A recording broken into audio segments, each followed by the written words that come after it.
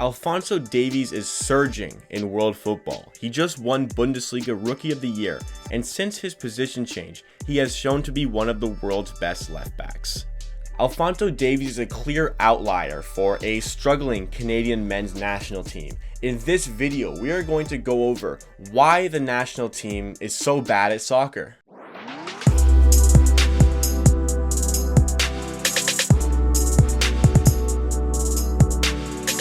What is up, everybody? Jacob Radzinski here with Amateur Hour Sports, talking about the state of the Canadian men's national team. Where does this poor quality of soccer stem from? This is Amateur Hour Sports, where we give you raw and unfiltered sporting content Monday, Wednesday, Friday, and Saturday. So if it is your first time here with me today and you like what you see, be sure to subscribe to the channel for more content just like this. The fact and reality of the state of youth soccer in Canada is that there are more people playing soccer in Canada than there are playing hockey. And it is a puzzling reality to address because there are almost 1 million registered soccer players in Canada, but only just over 600,000 registered ice hockey players. And it's ridiculous. A country that is known for their ice hockey ability, a country that has the best ice hockey team in the world, arguably, but their men's soccer team, when there are almost 1 million registered players, they're 73rd in the current FIFA World Rankings. How can they be so poor with so many people playing soccer? Canada is one of the biggest countries in the world.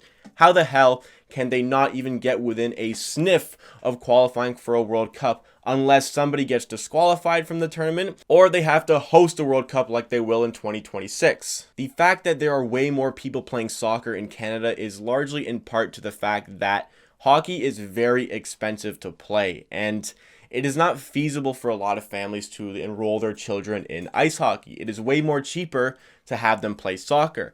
That is the avenue that most parents who want to put their kid in sports will likely pursue in 2020. To address the failure of the Canadian soccer system, it all starts at the grassroots level. At the very early stage of soccer, there are two pathways that you can pursue. There is the house league, which is a more recreational level, and for players who start to show early signs of soccering ability, early signs to be a bit more advanced in their ability than other players, they will go into the rep soccer pathway. Now, what is good about these pathways is that it provides a wide range of coaches and clubs to play for, so that anybody who wants to play soccer in Canada can play soccer no matter what their ability is.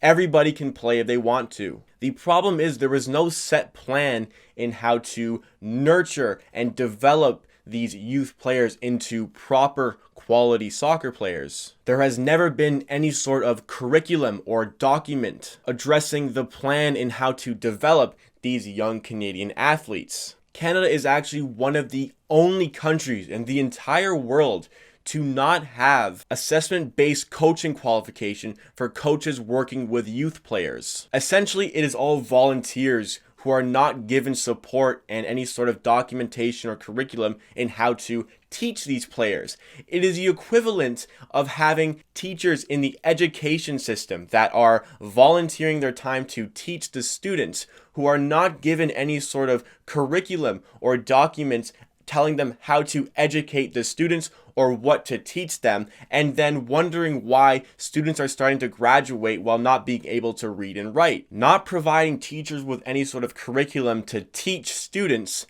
is just a recipe for failure. So providing soccer coaches with no support, curriculum, or documentation into how to actually nurture the young talent, that's obviously going to fail as well. It's the same premise. The initial dive, just going on the surface of the Canadian coaching system in soccer, just shows already why there are no stars emerging from Canada. Now let's analyze both pathways to success, starting with the house league system.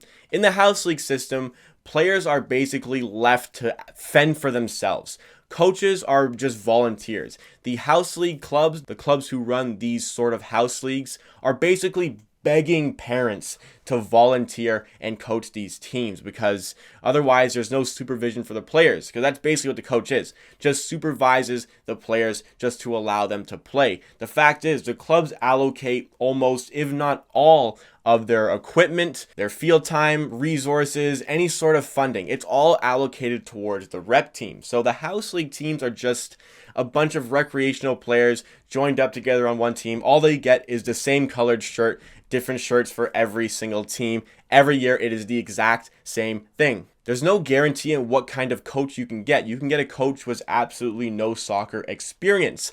How is somebody like that, with absolutely no support from the club, going to be able to coach and teach and develop these young players? And this is not to knock the coaches. Credit to them for being volunteers and ensuring that these kids can play. They can have a team and they can go out and have fun once or twice a week. But there's often no practices with these house league teams because the coaches are volunteers who maybe don't have time and are not given the resources to actually support and teach these young soccer players how to actually play the game. So you have to fend for yourself. Like I said, these players need to teach themselves because the club is not trying to develop them into a rep soccer level. They just have them there just to be players. There's no pathway in order to develop yourself into a rep player and go to the next level. How can a player develop without any sort of proper coaching? It's a failure right from the start at the house league level. Moving on to the rep leagues, it just gets worse. From the tender ages from about 8, 9, 10 years old,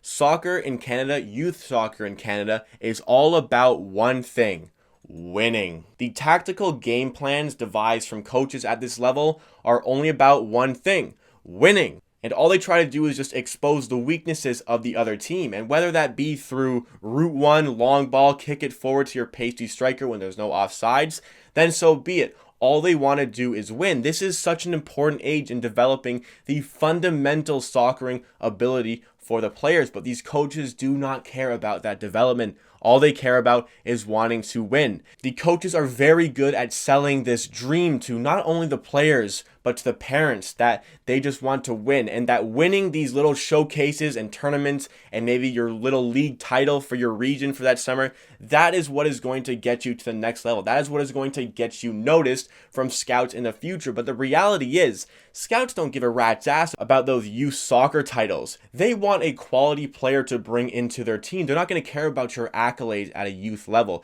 They want to bring in a player with a high degree of quality to play in their team. And it doesn't matter if you're a winning team or a losing team. On the losing team, if you're a high quality player, you are much more likely to be scouted by somebody rather than just being a winning team who doesn't actually play proper soccer. But there is a reason these coaches try to sell you on this dream of winning, and they do a fantastic job of selling to parents, and here is why. There's one thing they're looking out for: money. It is way more expensive to play in North America than it is to play anywhere else in the world. Making it so expensive makes it much more difficult for the better players to get on better teams because maybe it's not feasible for them. Lots of people recognize the money-grabbing aspect of soccer clubs, and it is very apparent having gone through the system myself.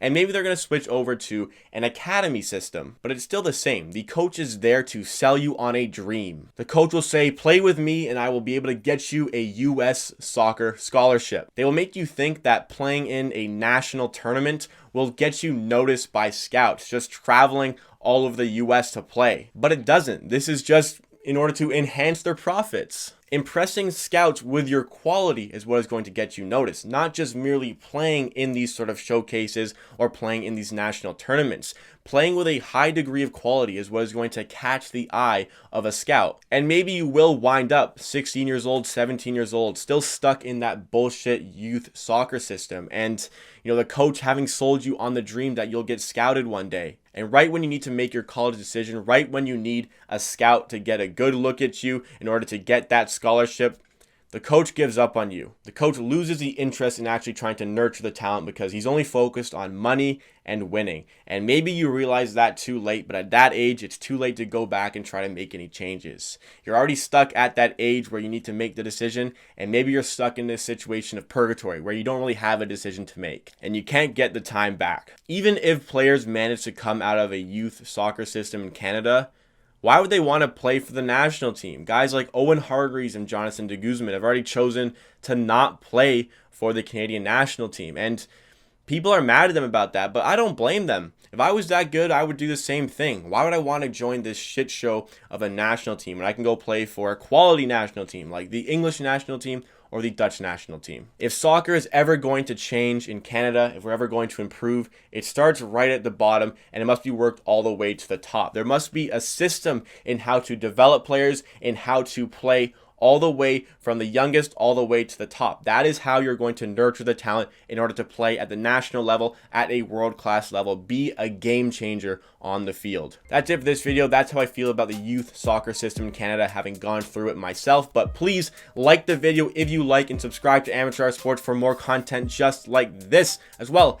Hit that notification bell because we post 4 times a week. Stay up to date with all that content. Let me know in the comments how you feel about the youth soccer system in Canada, your experiences. Maybe you've gone through it yourself. But at the end of the day, I believe what I say, and if you disagree, that's okay. See you again next time.